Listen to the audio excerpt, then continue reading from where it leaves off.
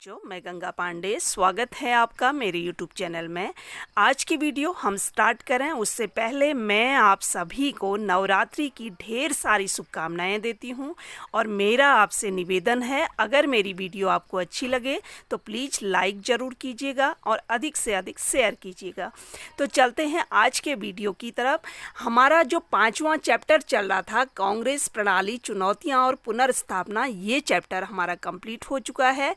आज के वीडियो में मैं लेकर आई हूँ इसी चैप्टर के कुछ इम्पोर्टेंट क्वेश्चन और इसका पार्ट 1 मैंने बनाया हुआ है और पार्ट 2 इसी पर क्वेश्चन आधारित होंगे। तो चलते हैं आज की वीडियो की ओर, जिसमें पहला क्वेश्चन मैंने लिया है, प्रारंभ में कांग्रेस का चुनाव चिन्ह क्या था और आजकल इस दल का चुनाव चिन्ह क्या है। तो प्रारंभ में कांग्रेस पार्टी का चुनाव चिन्ह क्या था? 2 बैलों की एक जोड़ी। और आजकल इस पार्टी का चुनाव चिन्ह क्या है? हाथ यानी पंजा। अगला क्वेश्चन है, भारत के प्रथम प्रधानमंत्री नेहरू जी की मृत्यु कब हुई थी? नेहरू जी हमारे देश के पहले प्रधानमंत्री थे और 27 मई 1964 को इनकी क्या हुई थी? मृत्यु हुई थी। अगला क्वेश्चन है, भारतीय राजनीति में 1960 के दशक को खतरनाक दशक क्यों कहा जाता है? तो 1960 के दशक को इसलिए खतरनाक कहा जाता है क्योंकि इस दौर में भारत में निर्धनता, असमानता, सांप्रदायिकता एवं क्षेत्रीय विभाजन आदि समस्याओं का समाधान नहीं हो पाया था और बहुत सारी और भी समस्याएं हैं। अकाल पड़ा था, सूखे की स्थिति थी, इसलिए इस दशक को क्या कहते हैं? खतरनाक दशक कहते हैं। अगला क्वेश्चन है, पंडित जवाहरलाल नेहरू का उत्तराधिकारी कौन था? उत्तराधिकारी से मतलब यहाँ पर राजनीतिक उत्तराधिकारी से मतलब है। तो नेहरू जी की मृत्यु के बाद लाल बहादुर शास्त्री प्रधानमंत्री बने थे, इसलिए नेहरू जी के राजनीतिक उत्तराधिकारी कौन हुए?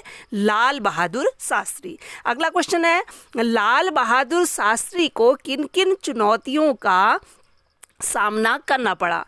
तो जब लाल बहादुर शास्त्री प्रधानमंत्री बने थे, देश में खाद्यान्नों का गंभीर संकट था और 1965 का भारत पाक युद्ध भी इन्हीं के समय में हुआ था। अगला क्वेश्चन है, लाल बहादुर शास्त्री की मृत्यु कब हुई थी? तो लाल बहादुर शास्त्री की मृत्यु 10 जनवरी 1966 में ताशकंद में हुई थी, जब भारत पाक के बीच 1965 में युद्ध हुआ था।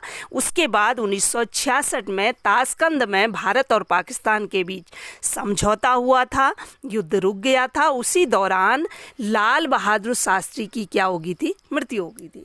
अगला क्वेश्चन है, इंदिरा गांधी द्वारा किए गए 2 मुख्य कार्य। वैसे तो इंदिरा गांधी ने बहुत सारे कार्य किए, लेकिन 2 ऐसे कार्य हैं जो मुख्य कार्यों में गिना जा सकता है। उसमें से एक है प्रिवी पर्स की समाप्ति और दूसरा है बैंकों का राष्ट्रीयकरण। प्रिवी पर्स क्या है, इस पर हम आगे चर्चा करेंगे। अगला क्वेश्चन है, चौथे आम चुनाव कब संपन्न हुए? तो चौथे आम चुनाव 1967 में संपन्न हुए। अगला क्वेश्चन है, कांग्रेस गैर कांग्रेसवाद से क्या आशय है? तो गैर कांग्रेसवाद क्या है? कांग्रेस की जितनी भी विरोधी पार्टियां थी, उन्होंने महसूस किया कि उनके वोट बढ़ जाने के कारण ही कांग्रेस पार्टी क्या है? सत्ता में है। और इन दलों को लगा कि इंदिरा गांधी की अनुभवहीनता, क्योंकि इंदिरा गांधी को क्या माना जाता था? अनुभवहीन माना जाता था। और कांग्रेस के अंदर क्या चल रही थी? उन दिनों उठापटक चल रही थी, मतभेद चल रहे थे।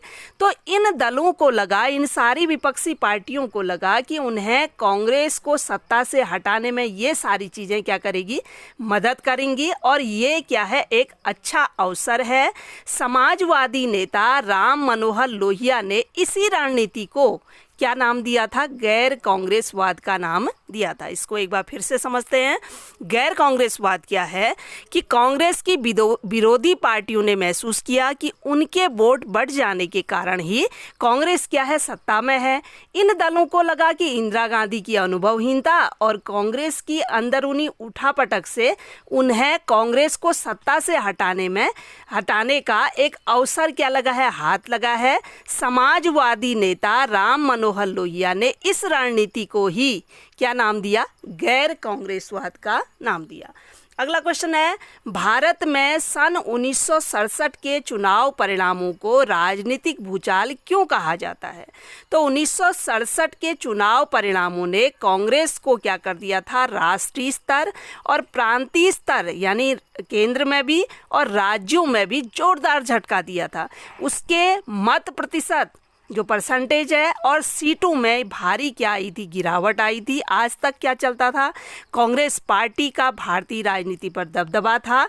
ऐसे परिणाम भारत की राजनीति में पहली बार आए थे जिससे कांग्रेस को झटका लगा, इसीलिए इसको क्या कहा गया, राजनीतिक भूचाल की संज्ञा दी गई।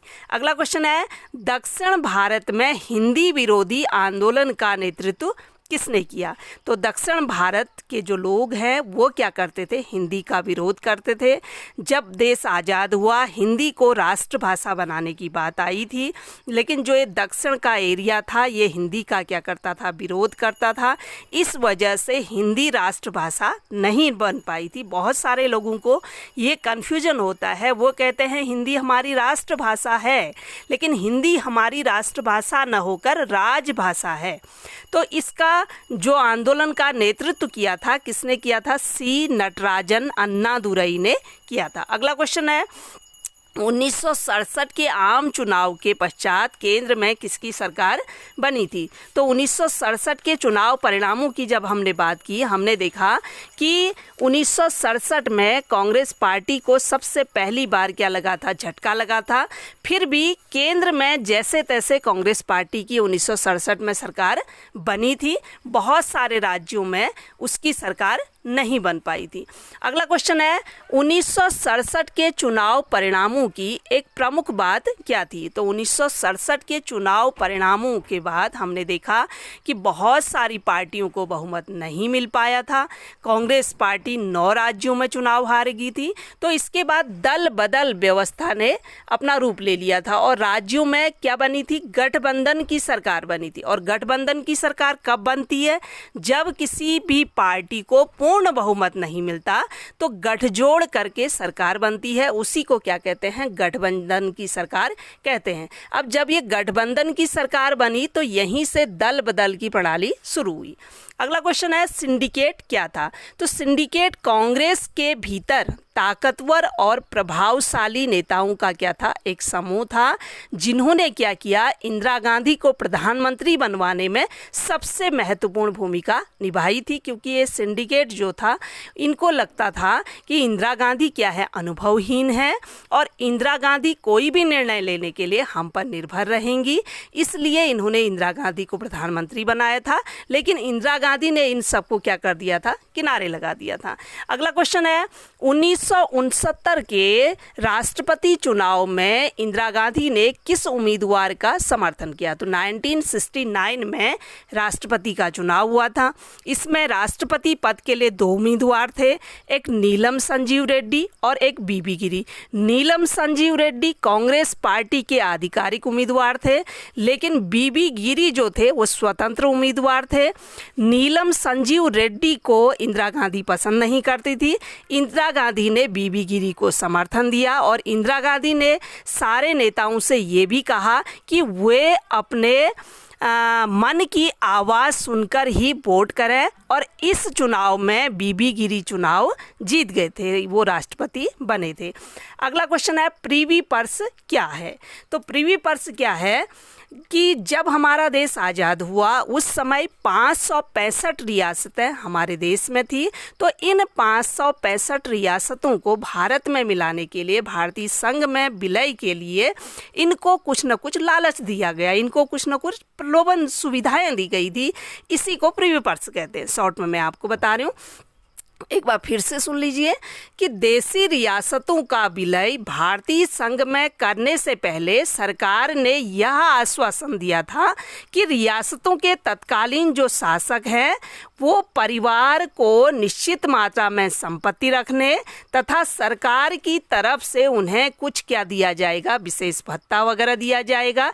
इसी व्यवस्था को ही प्रिवी पर्स कहा जाता है। यानी शॉर्ट में मैं आपको बताऊं कि देशी रियासतों को भारत में विलय के लिए जो विशेष सुविधाएं दी गई उसी को क्या कहते हैं, प्रिवी पर्स। तो आज के वीडियो में बस इतना ही। अगली वीडियो में इसी का पार्ट 2 लेकर मैं फिर हाजिर होंगी। Thank you.